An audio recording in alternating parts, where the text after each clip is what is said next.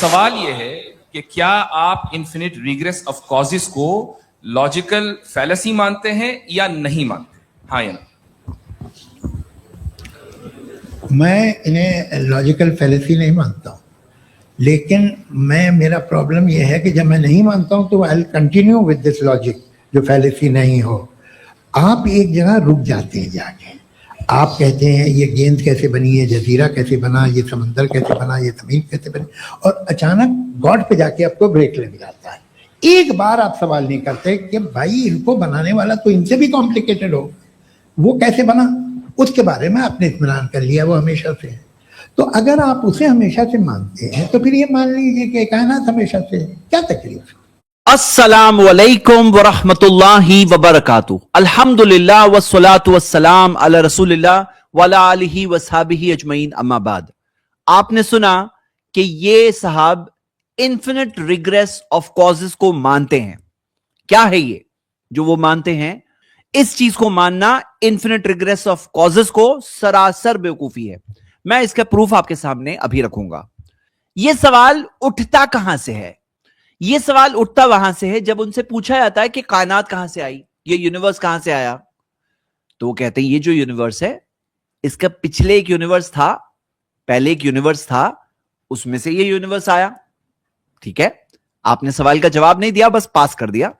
तो हम कहते हैं ओके, इससे पिछला वाला जो यूनिवर्स था, यानी कि ये यूनिवर्स अगर 1 है, ये कायनात नंबर 1 है, तो इससे पहले वाली जो कायनात है उसे हम नंबर 2 दे देते हैं। जो यूनिवर्स 2 है वो कहां से आया? वो कहते हैं वो यूनिवर्स 3 से आया। ओके, 3 कहां से आया? 4 से आया। 4 कहां से आया? 5 से आया। 5 कहां से आया? तो टू इंफिनिटी, यानी कि अनलिमिटेड, यही चलता रहेगा। ये है इन्फिनिट रिग्रेस। और इनका कहना है, ये मानते हैं कि ये सही है, ये कोई गलत नहीं है। अब ये बात सरासर गलत है। इसकी मैं एक मिसाल आपको दूंगा जिसके जरिए हम आसानी से बात को समझ सकते हैं। मान लीजिए आपको 500 रुपए की जरूरत है और 500 रुपए आप एक पर्सन से मांगते हैं कि भाई आपके पास 500 रुपए है, और वो कहते हैं नहीं नहीं मेरे पास भी नहीं है, मैं अगले शख्स से मांगूंगा और मांग करके आपको देता हूं। अब जब वो अगले से मांगते हैं तो अगले के पास भी 500 रुपए नहीं है, तो वो अगला, वो पर्सन थर्ड पर्सन हो गया, वो आप 1 हो गए, वो 2 हो गया, तीसरा हो गया। तीसरा कहता है कि ऐसा करते हैं कि मैं चौथे से मांग कर आपको दूंगा। वो चौथे से मांगते हैं, चौथे के पास भी 500 रुपए नहीं है। अब सवाल यह है कि ऐसा अगर इन्फिनिटली चलता रहेगा तो आपको 500 रुपए मिलेंगे नहीं मिलेंगे? 500 रुपये जो आपको चाहिए थे, जो आपने उस दूसरे शख्स से मांगा, अगर हर कोई सिर्फ मांगता ही रहेगा तो आपको 500 रुपए मिलेंगे नहीं मिलेंगे? नहीं मिलेंगे ना, नहीं मिलेंगे ना। सिंपल बात है कि नहीं है? और अगर मिल गए तो मतलब किसी ना किसी के पास था, इसीलिए तो मिले ना। अगर सब मांगते ही रहेंगे इन्फिनिटली तो आपको 500 रुपए मिलेंगे ही नहीं, आप जहां थे बगैर 500 रुपए के वैसे ही रहेंगे। और अगर मिल गए, 500 रुपए मिल गए, मतलब किसी ना किसी के पास था तो उसने दिया तो जाके आपको मिले, बराबर।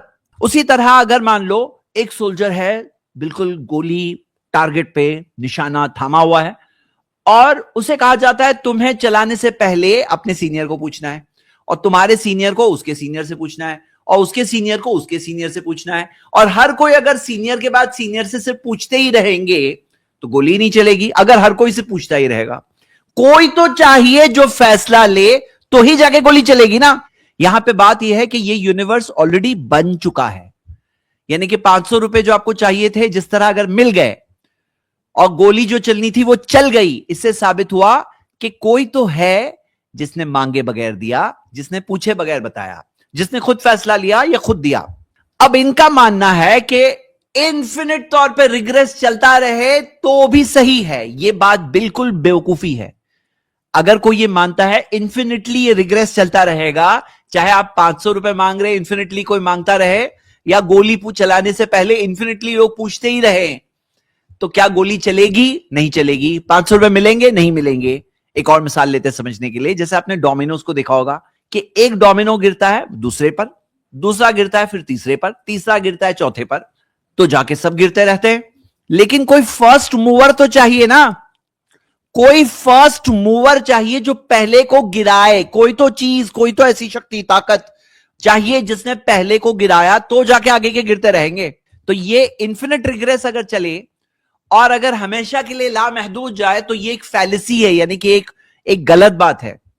और ये चीज इस बात की तरफ प्रूफ देती है कि अगर सब क्रिएटेड बीइंग कायनात 1 2 3 4 इंफिनिटली चलता रहेगा तो कायनात बनेगी ही नहीं।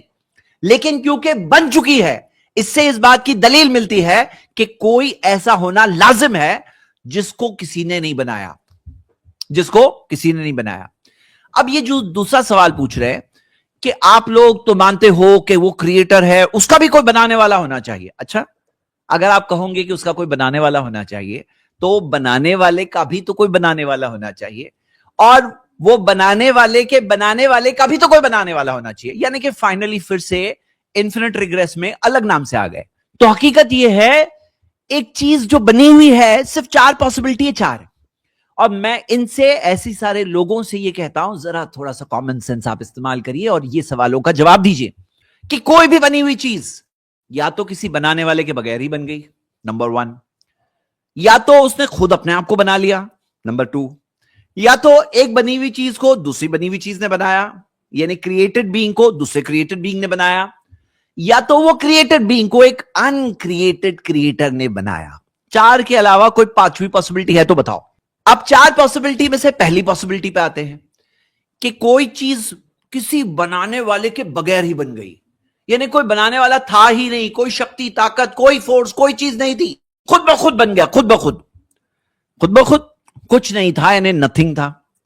अब एक फॉर्मूला आप खुद देख सकते हैं, नथिंग प्लस नथिंग यानी कुछ नहीं है, और उसके बाद आप प्लस कर रहे हैं नथिंग, और फिर प्लस करते जाओ, नथिंग प्लस नथिंग यानी कि समझ लीजिए 0 0 plus 0 plus 0 plus 0 plus 0 multiplied by 0, कितने भी 0 मिला लो, आपके पास अगर 0 है ना तो आपको लास्ट में जाकर 0 ही मिलने वाला है। यानी कि अगर कुछ नहीं है ना तो आपको कुछ नहीं मिलेगा, कोई हो तो जाके आपको कोई चीज मिल सकती है, लेकिन अगर नथिंग है यानी 0 है तो आपको 0 ही मिलने वाला है आखिर में।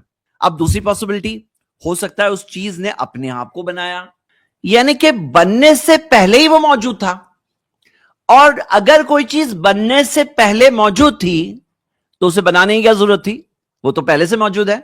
कोई चीज अगर वजूद में ही नहीं है तो उसके पास कोई चीज बनाने की ताकत भी नहीं होगी, अपने आप को बना रही है यानी पहले से वजूद में था, यानी कि कोई चीज वजूद में है भी और नहीं भी है। ये खुद एक इलॉजिकल बात हो गई। ये तो ऐसा है जैसे कि किसी शख्स की अम्मी ने अपने आप को जन्म दिया, अपने आप को जन्म दिया यानी कि जन्म देने से पहले ही वो मौजूद थी, तो अपने आप को जन्म देने की क्या जरूरत थी। तो ये बहुत ही इलॉजिकल और इम्पॉसिबल बात है। तीसरी पॉसिबिलिटी तो हम देख ही चुके हैं कि कोई बनी हुई चीज को कोई और बनी हुई चीज ने बनाया है। तो ये सवाल के अंदर हम देखते हैं कि पैदा होता है इन्फिनिट रिग्रेस। कायनात 1 को 2 ने बनाया, 2 को 3 ने बनाया, इन्फिनिटली अनलिमिटेड, या 500 रुपए आपने मांगे दूसरे से, दूसरे ने तीसरे से, चौथे से, 5वें से, इन्फिनिटली चल रहा है, अनलिमिटेड। तो यहां बात यह है, यह चीज तो बहुत ही लॉजिकल है।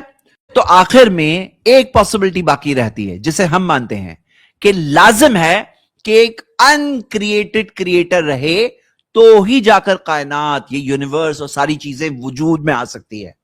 अगर अनक्रिएटेड क्रिएटर नहीं है, ये कायनात ही वजूद में नहीं आएगी, वो गोली ही गन में से नहीं चलेगी, वो 500 रुपए आपको नहीं मिलेंगे, वो डोमिनो पहला नहीं गिरेगा तो आगे के डोमिनोज भी नहीं गिरेंगे। यही असलियत है।